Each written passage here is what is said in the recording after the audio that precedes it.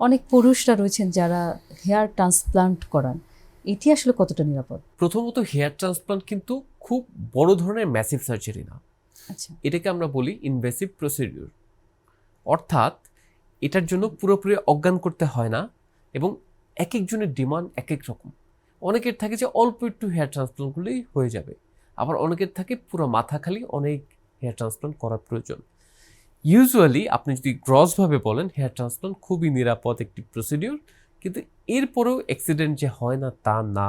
এরকম অনেক কিছু রিপোর্ট আছে যে অ্যাক্সিডেন্ট হয়েছে, কিন্তু এটা খুবই নিরাপদ। যেমন ধরেন আপনি যে রাস্তায় বের হন, রাস্তায় অ্যাক্সিডেন্ট হয় না? হ্যাঁ, হয়তো। যে কোনো সময় কিন্তু হতে পারে। তাই বলে কি আমরা হাইওয়েতে ওঠা বন্ধ করে দেই? দেই না, না না। তো।